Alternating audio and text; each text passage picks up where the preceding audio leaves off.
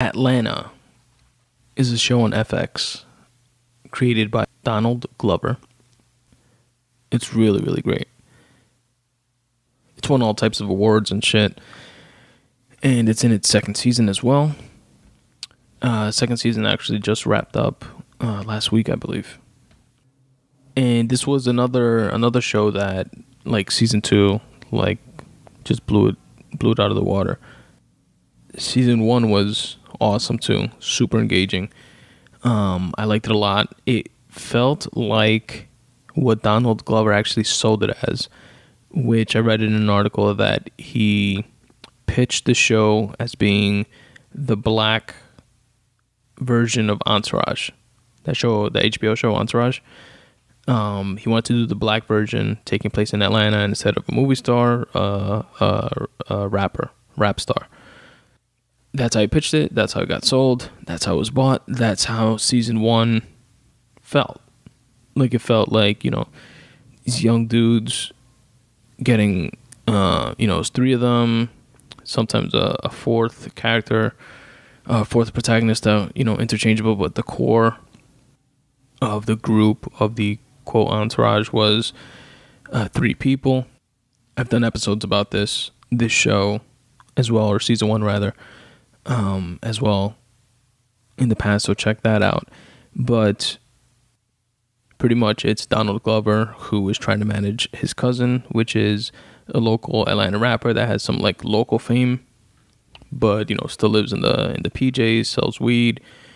And then they have his like right hand man, played by Lakeith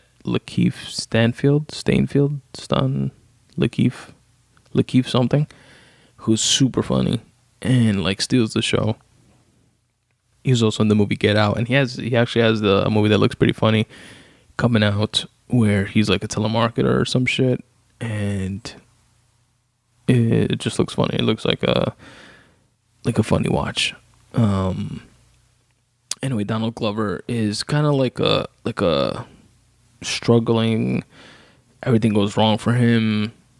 He doesn't do anything to really like help his situation or himself. Makes a lot of bad decisions type of dude, but he's trying to like manage his cousin, who's this like local rapper. And it shows them like struggling within that world. And they have like little breakthroughs here and there. They have setbacks here and there throughout season 1, so it kind of feels like an Entourage. Season 2 had very little of that. I mean, it had that as like a foundational through line, but it was, I don't want to say it was artsy, although it was that. Like, to me, it was that. So why not just say that, right? It was more like the entire season in and of itself. Each individual episode was like a mini movie in and of itself, while maintaining that like Entourage like through line, which is like in retrospect must have been like really tough to do, but seemed seamless. They made it seem easy. Donald Glover, and I know his brother writes episodes on it also. I think it's his brother. They have the same last name, Stephen Glover. And each individual you could watch each episode individually, and it's like its own thing, which is so cool. There was an episode with Paperboy, which is the rapper of the crew, where he goes to get a haircut. The barber's just doing like 1,000,001 things, and we've all had like similar experiences to that in the barbershop, where the barber tells you, "Oh, you're next." Oh no, then half hour later when he's taking mad long with the dude that was in front of you, he tells you, "Oh, I forgot about this guy. It's actually his turn, but I got you right after." And then after that, then he goes to go eat, or I'm gonna go use the bathroom. I'll be right back, or let me just make a quick phone call, or he's on the phone while he's cutting your hair, and he stops talking. He stops cutting for a while he talks on the phone, and we've all had. That's a very relatable type of experience. That episode where Paperboy goes to get a cut is just like an exacerbated version of that. And the barber winds up like taking him with him to like an abandoned house, where he winds up like stealing lumber from there because he's gonna go sell it somewhere else, and he takes him to his ex-wife's house or ex-girlfriend's house or something like that, and starts cutting like this little kid's hair, and just like a bunch of shit like that, like outlandish shit like that, but stays true to that like resonating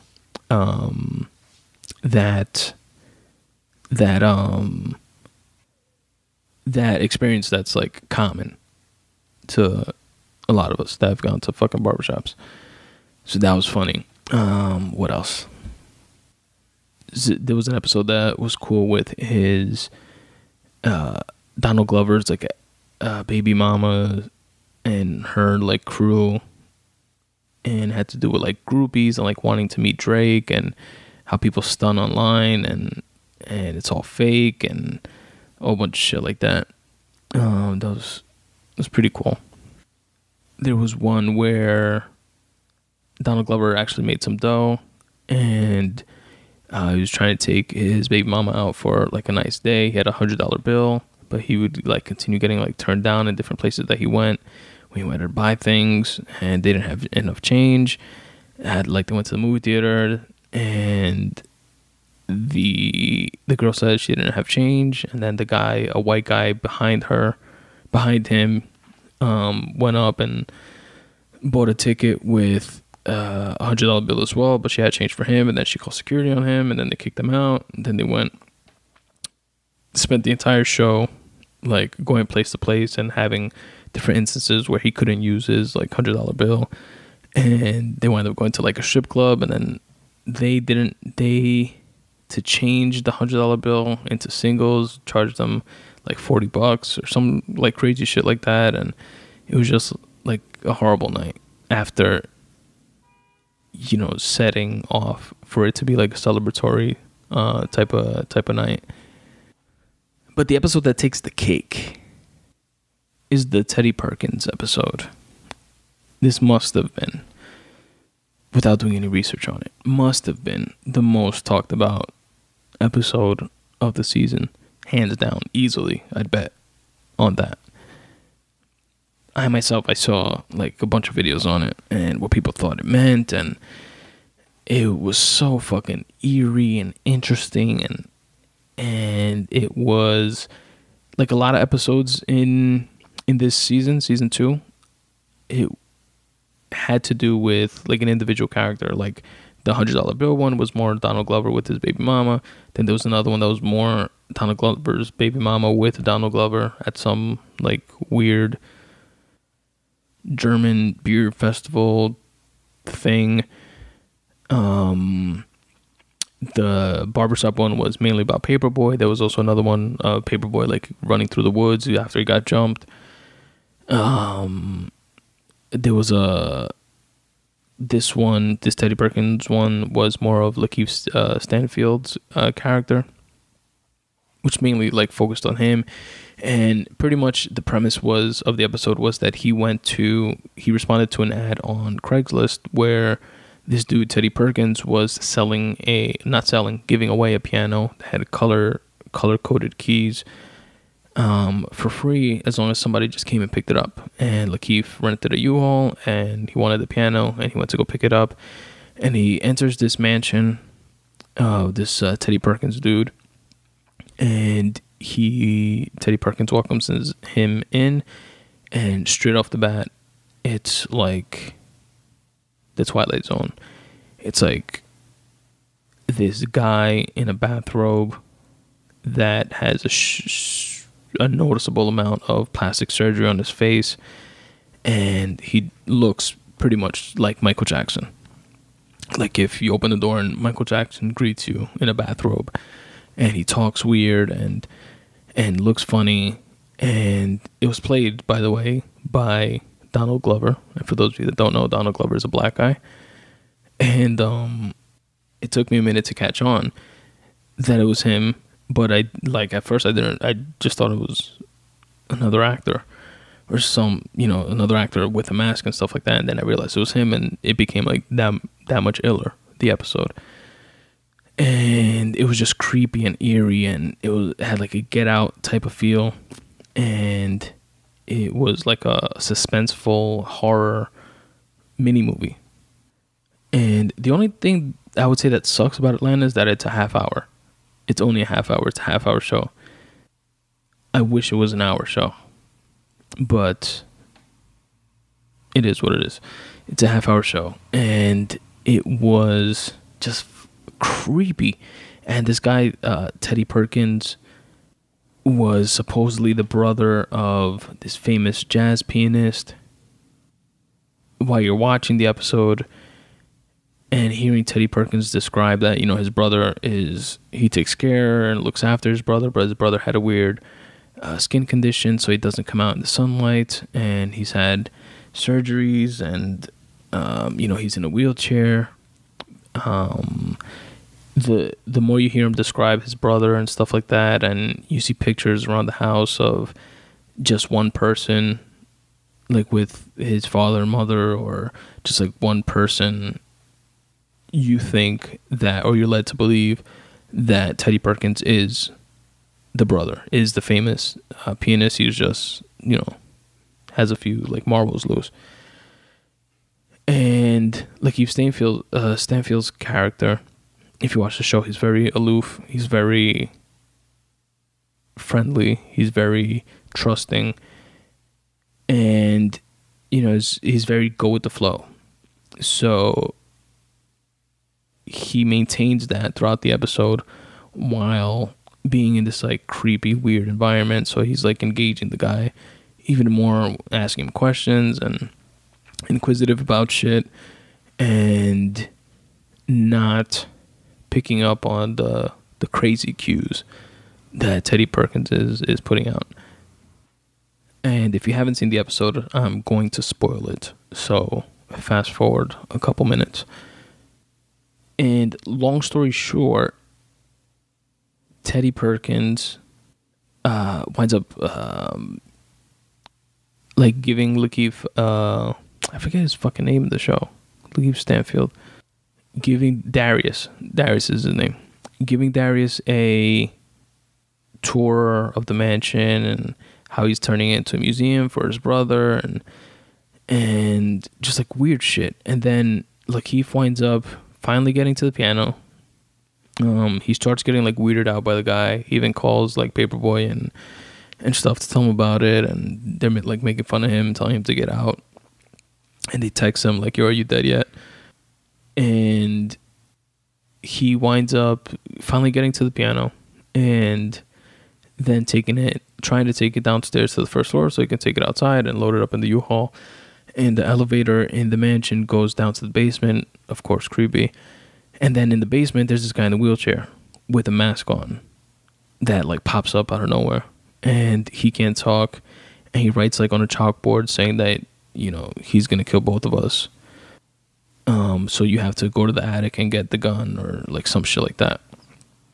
So Lakeith, and at this point, me as the watcher, thinks that this is just Teddy Perkins, and he's like a wild, crazy motherfucker, and Lakeith better get the fuck out of there before shit goes sideways. And he goes back to the first floor, has the piano, takes the piano outside, and Teddy Perkins' car is blocking the U-Haul. So then he comes back in, and he's looking for Teddy Perkins. Teddy Perkins is in the attic. The weird white dude with the plastic surgery and shit. And he's sitting down in like a lazy boy chair, and he's all creepy and shit. And he pretty much pulls a gun out, a rifle, on Darius, and takes him downstairs, makes him sit down. They, exchange words, and not like fighting words or anything like that, but kind of like deep, actually societal, social commentary type words of how we should treat each other and view each other, etc. And then he makes him put these handcuffs on, and right there, when you think he's gonna kill Darius, the elevator opens up, and the guy in the wheelchair with the mask that you thought was Teddy Perkins comes out.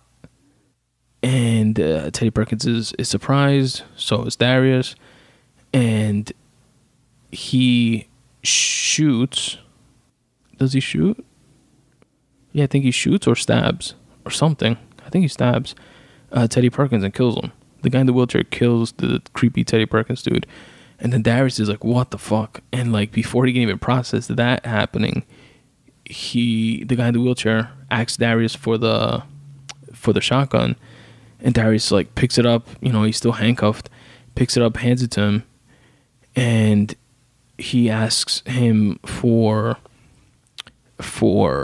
like the poker from the fireplace. Oh yeah, that's what he stabbed him with. He stabbed him with like the poker from the fireplace and killed Teddy Perkins with that. And then he takes he's in a wheelchair. He takes the gun, points it towards himself, and then uses the poker to like press the trigger and blows his own head off. That's pretty much how it ends. There's a few minutes after with Darius leaving and shit like that, but that's pretty much how it ends, and Darius freaking the fuck out. And it was just a creepy, weird horror movie of a fucking episode. And it was 30 minutes that felt like a 2-hour movie. And it was just awesome. The cinematography was cool. It was like dark and dingy and fucking weird. It was just creepy. And there was like a lot of talk online, and who do you think the guy in the wheelchair was, and who was Teddy Perkins? Was there really another brother, or was Teddy Perkins the same guy? Like, was he the musician, jazz player guy, and then the guy in the wheelchair was really his father, which was like an abusive Joe Jackson type of father, and he was just like getting revenge on his own father and like beating him and torturing him and shit? Or was there really was the story really like he said, and that was his brother, and he was just like jealous of his brother for being like the famous one, and he was following in his father's footsteps and like torturing his brother and stuff like that, and his brother was fed up and got revenge on him. And it's just fucking sick. If you're not into the show Atlanta, and you don't think you're gonna watch the whole thing, just watch that episode. It's called the Teddy Perkins episode. It's like episode 5, 6, or 7, like somewhere in there. And it's definitely worth the watch in and of itself.